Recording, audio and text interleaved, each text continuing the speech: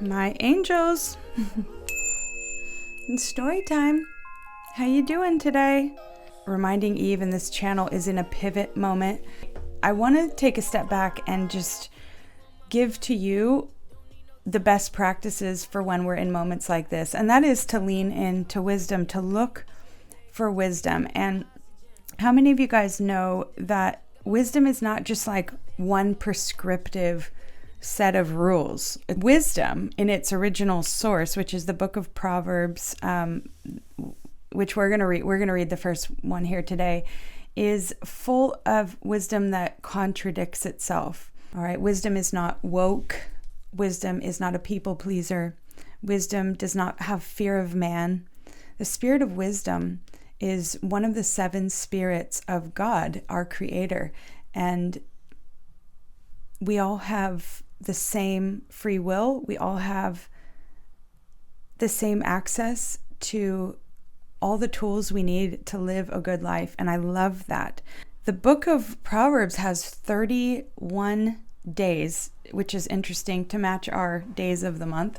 And you have to read all of it because the idea is that you get it into your system so that when you're in a moment and you need the discernment over the moment, you can pull something out that works in that moment. But there's not one piece of advice that's going to work in every situation. In fact, if we're living our life like that, like I always do this, then we're not actually emotionally and spiritually agile and discerning at all. Because how many of you guys know one person can come to you with a problem? Let's say something horrible, like this is horrible, that this is what's coming to mind. But let's say somebody is in an abusive relationship, a physically abusive relationship. One person could be coming to you, and if you listen to them, you could realize that they're actually inciting the abuse. They're a part of pulling it out. They're aggravating, they're provoking, there's stuff going on behind the scenes that actually they need to stop. And the other person could be in a situation where it's like, you're not doing anything at all. Either way, let me just say, I'm not saying abuse is good. Abuse is never good. But I'm saying to you, one piece of advice is not going to be appropriate for both people.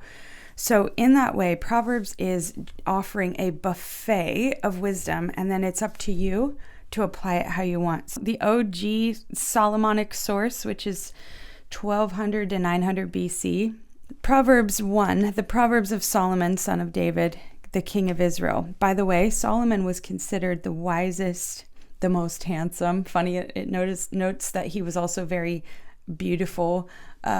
But Solomon was no joke. He was a businessman. He was actually taking over his administrations that he built up, were taking over areas and districts that the pharaohs, the Egyptian pharaohs, were actually trying to possess as well. And he holds really unmatched success in his ability to acquire a piece of land and transform it. He's known for his generosity, his abundance, and he kind of had it all.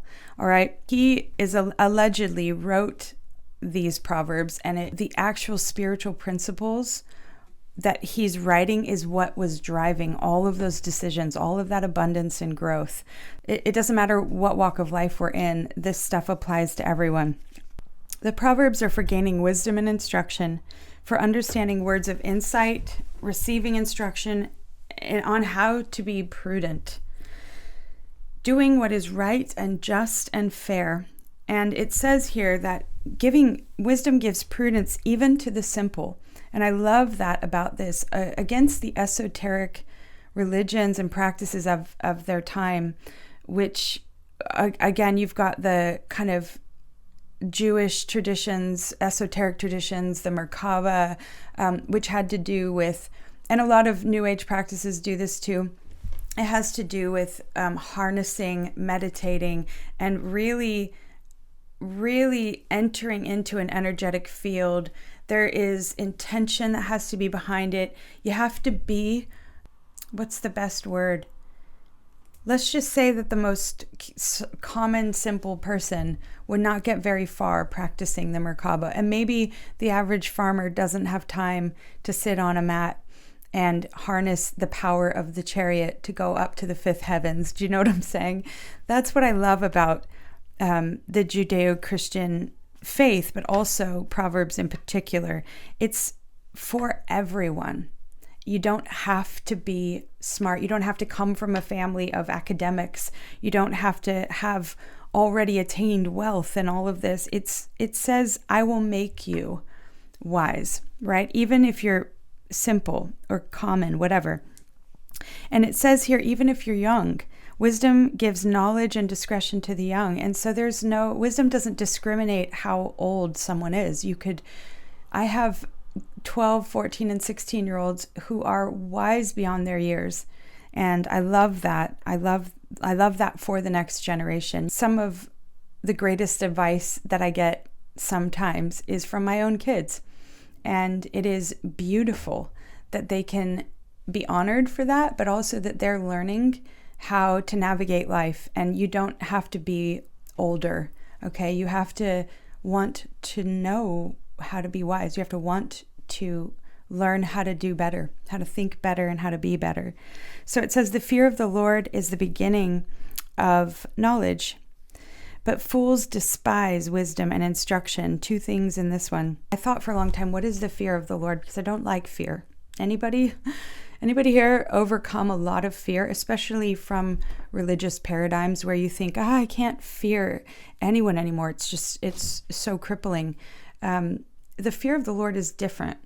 And I just have to nod towards our garden moment and highlight that. Remember, before humanity knew what paradox was, right? Good and evil, everything was one thing. And you could think of it like two sides of a coin, right? It's the same coin. There's two different aspects to it. Well, God can hold the whole coin in his hand, theoretically, and understand that and apply that and delegate that. Whereas humanity, we tend to see one or the other side of the coin. We have split them apart, and that's how we process. So we process suffering as bad. So we associate pain and pleasure as good and bad. But fear is the fear of the Lord is describing the paradox of love. To love someone deeply and to know them and to have intimacy with them is to fear losing them. And that is what the fear of the Lord is. It's a reverence for something that you love and you value and you want to hold on to. Okay, but fools despise wisdom and instruction. So how many of you guys know if you've talked to somebody and you're like, it doesn't matter how many times I say it, they're not getting it. Okay, they don't want to get it. So don't speak to fools. It's later on in another Proverbs, it says, don't bother, okay? You have to be able to discern the people that you're talking to who actually want to learn, want to change, and the people who don't. And you can feel it. You can feel when you are talking to somebody who's very stubborn and non-self-aware, non-self-reflective. And Proverbs is going to say they don't want wisdom, and you need to recognize that, all right? It says, listen, son, to your father's instructions. Do not forsake your mother's teaching. They are a garland to grace your head and a chain to adorn your neck. So you have that masculine and feminine wisdom coming through there. There's things that a father is going to teach you and things that a mother is going to teach you. And I love that it says it's a garland of grace to your head and a chain to adorn your neck. There's just that beautiful whole sense of balance and beauty in being able to take both sides of those traits, take them on. The balance between taking action and that sort of masculine protecting, promoting, providing, and the feminine, the receiving, right? And the nurturing, the intuition, the emotion of the matter. So anyways, that's kind of cool. I'm going to drop down here. It says, my son, if sinful men entice you, don't give in to them. And it goes on to just really describe you are who you hang around with. And if you are hanging around with people who are getting you into stuff or anything at all, maybe they are causing you to minimize who you are or to hide a part of yourself, to dim your light, that kind of thing. Proverbs is not feeling sorry for you. And Proverbs is also very unapologetic. It is saying it's like a net that's spread before you. Okay, when you're hanging out with people who are running you down non-prudent roads, it's like a net that's spread out before you. It's a trap. It's just going to catch you up in it. And so don't be surprised. Proverbs is saying when you get caught up in it, it says it takes away the life that you have received. All right. And then the Proverbs 1 ends with a wisdom's rebuke. Out in the open, wisdom calls aloud. She raises her voice in the public square. On the top of the wall, she cries out. At the city gate, she makes her speech. And then she goes on to say, how long will you love your simple ways? How long will you love mocking others? How long will you hate knowledge? And it calls people who hate knowledge fools. All right? And she's saying, turn and just ask for wisdom, and I will pour my thoughts out on you. It doesn't matter if you're simple or young or old or wise, anything. She is ready to speak to anyone. I will make you understand my teachings, but if you refuse to listen, if you don't pay attention when I give you the nudges, if you disregard all my advice, you don't accept any of my cautions, I will turn and laugh when disaster strikes you. This is really strong language. I will mock when calamity overtakes you. Sounds a little bit mean, doesn't it? But it's saying, remember what it's saying. It's saying, but I gave you all the flags. I gave you all the warnings. I was trying to caution you. I was trying to say to you, don't hang out with this person. Don't be around these people. Don't compromise yourself in this way. Don't negotiate what you know to be right with someone who is taking advantage of you, or, it's against any victim mentality at all. And it's saying it's your responsibility to be wise and make good choices. Be prudent, be just, be integrous. It's your responsibility, she is saying.